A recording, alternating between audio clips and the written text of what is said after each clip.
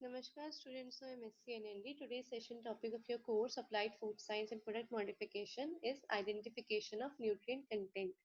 So in this session we will talk about how you can identify a particular nutrient in how much quantity in particular food product. सो इसमें आप ये पूरा आपका क्या है एक प्रैक्टिकल बेसिस वाला वर्क है। इसमें हम जैसे कभी भी किसी न्यूट्रिएंट का या उसके अंदर क्या चीजें प्रेजेंट है उसका जो आइडेंटिफिकेशन करते हैं तो उससे कुछ प्रैक्टिकल मेथड्स होती हैं। और ये मेथड्स जो आपकी हैं वो AOAC के थ्रू दी गई हुई है। It means the association of official analytical chemist, ठीक है, 1993 इसका पूरा इन मेथड्स का जो जो हम इस सेशन में पढ़ेंगे आपके कोर्स से रिलेटेड इन सब का जो इन मतलब डेवलपमेंट है, जो इन सब का ओरिजिनेशन है वो आपका AOAC जो आपकी ऑर्गेनाइजेशन है वहां से आया है। तो इन फर्स्ट स्टेप और you can say first method how can you can identify, इसमें हम मॉइस्चर कंटेंट आइडेंटिफाई करते हैं। तो किसी भी प्रोडक्ट में कितना मॉइस्चर कंटेंट है उसका आइडेंटिफिकेशन के लिए आपका एक प्रोसीजर होता है। ये प्रोसीजर आपका पूरा प्रैक्टिकल बेसिस होता है। और जनरली मॉइस्चर क्या होता है, फर्स्ट आपका जितना भी वाटर कंटेंट आपके फूड में होता है, ठीक है। तो किसी भी फूड में मॉइस्चर कंटेंट अगर आइडेंटिफाई करना है तो उसके कुछ जर्नल स्टेप्स होते हैं। पहले तो आप क्या करोगे, उस सैंपल को लोगे और फिर उसको एक इवेपोरेटेड डिस्क में ड्राई करने के लिए रख दोगे, ठीक है। फिर उसका आप वेट ले लोगे एंड देन वो आप अवन में रखोगे। जितना भी मॉइस्चर कंटेंट अगर निकालना है तो मतलब आपको अवन में रखना है। तो एक बार तो आप उस सैंपल का, रॉ सैंपल का एज इट इज वेट लोगे before keeping it in oven. उसके बाद आप उसको ओवन में रखेंगे, ठीक है, 70 to 100 डिग्री सेल्सियस तक के लिए 4 to 5 आवर्स। फिर आप उसको ओवन से निकाल के 4 to 6 आवर्स के लिए वैक्यूम ओवन में रखेंगे, ठीक है। एंड देन वो सैंपल आपका डेसिकेटर में हम रखते हैं कूलिंग के लिए। डेसिकेटर आपका इक्विपमेंट होता है, उसमें हम कूलिंग के रखेंगे एंड देन उसका वेट लेंगे। फिर उसका ड्राई करने के बाद, उसका कूल होने के बाद दोबारा वेट लेंगे और फिर सैंपल का जो वेट आएगा उसको हम इस फॉर्मूले में लगा के आपका मॉइस्चर आइडेंटिफाई करेंगे। तो ये फॉर्मूला क्या है आपका, initial weight minus final weight divide by weight of a sample. Initial weight कौन सा वेट आता है, W1 क्या है, जो हम सैंपल का वेट ले रहे हैं बिफोर ड्राइंग, ठीक है। जब हमने बिफोर अवन उसका वेट लिया है वो आपका इनिशियल वेट आता है। माइनस फाइनल वेट मतलब जो आपका आफ्टर ड्राइंग वेट आया है वो आपका W2 है। And wait of a sample मतलब आपका वही आपका इनिशियल वेट ही आ गया, मतलब आपका सैंपल का वेट क्या था, ठीक है, इंटू 100। तो ऐसे करके आपका क्या आता है, मॉइस्चर कंटेंट। लाइकवाइज आपका अब आता है मिनरल एश कंटेंट, ठीक है। अभी आपका सेकेंड न्यूट्रिएंट है, इसको हम कैसे आइडेंटिफाई कर सकते हैं।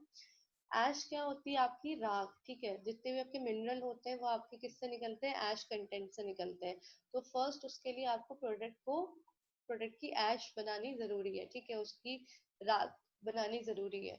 तो इसको हम कैसे, इसका प्रोसीजर क्या होता है, इसमें भी आप 10 ml तक या 10 ग्राम तक सैंपल लेंगे, तो फिर उसको कूल करेंगे, फिर उसको क्या करेंगे, वेट कर लेंगे, ठीक है।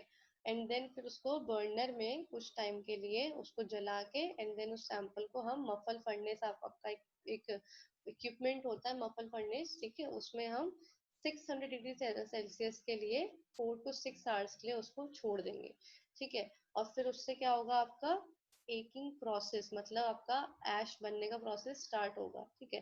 फिर सैंपल को हम वहां से बाहर निकालेंगे आफ्टर 6 आवर्स एंड देन उसको कूल करेंगे डेसिकेटर में एंड देन फिर उसके बाद रीडिंग्स को ऑब्टेन करेंगे। अब इसका भी फॉर्मूला आता है, इसका क्या आता है, वेट ऑफ अ ऐश मतलब जो आपका 4 से 6 घंटे में क्या होता है, वो पूरा प्रोडक्ट की क्या बन जाती है, राख बन जाती है, ऐश बन जाती है। फिर वो जो आपकी ऐश होती है उसका हम वेट लेते हैं, ठीक है। तो फॉर्मूला क्या है आपका, weight of ash in grams divided by weight of sample taken, मतलब जो हमने पहले सैंपल लिया था वो इंटू 100। तो ऐसे आपका क्या निकलता है, ऐश कंटेंट निकलता है। लाइकवाइज आपका फैट कंटेंट कैसे आइडेंटिफाई करते हैं किसी भी फूड में। फैट कंटेंट आइडेंटिफाई करने के लिए इक्विपमेंट होता है आपका, जिसको कहते हैं हम सॉक्सिलेट अपैरेटस, ठीक है। ये आपकी लैब्स में भी होता है, ये सॉक्सिलेट अपैरेटस होता है। इससे हम फैट कंटेंट आइडेंटिफाई करते हैं। अब इसका जनरल प्रोसीजर क्या होता है, procedure involve of 15 hours of extraction fat accurately weighed by the sample 8 to 10 gram in Soxhlet apparatus, ठीक है। मतलब 15 आवर्स का पूरा ये प्रोसेस होता है आपका। इसमें आप सॉल्वेंट ईथर डालते हैं, इसमें जो आपका जो रिएजेंट डलता है इसमें सॉल्वेंट ईथर नाम का एक रिएजेंट डलता है जो फैट को एक्सट्रैक्ट करता है। वो क्या करता है कि फैट को पूरे सैंपल से उड़ाता है, इवेपोरेट करता है, फिर उसको ड्राई करता है, और नीचे नीचे क्या रहता है, पूरा रेसिड्यू बचता है। ठीक है, मतलब जितना भी आपका बचा कुचा पार्ट होता है रेसिड्यू, वो नीचे रह जाता है, और जितना आपका फैट होता है वो ऊपर इवेपोरेट हो जाता है। फिर उसको हम दोबारा ड्राई करते हैं। ड्राइंग जो करते हैं हम ओवन में करते हैं 70 to 80 डिग्री सेल्सियस में। ठीक है, और फिर उसको डेसिकेटर में कूल करने के लिए छोड़ देते हैं।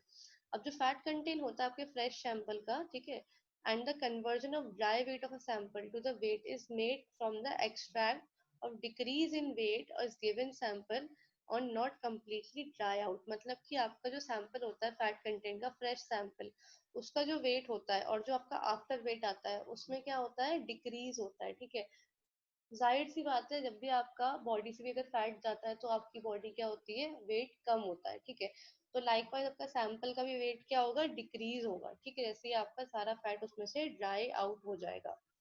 Now the formula for fat content आपका कैसे होता है, W2 मतलब आपका आपका फाइनल वेट। ठीक है, इसमें हम फाइनल वेट जो आया पहले लिख करेंगे, फिर आपका माइनस में क्या करेंगे हम, initial wait divide by weight of a sample into 100। ठीक है, तो ये आपका ऐसे हम फैट कंटेंट आइडेंटिफाई करते हैं। So this is all with your session of identification of nutrient content. In case of any doubt, you may ask in a comment section. Thank you.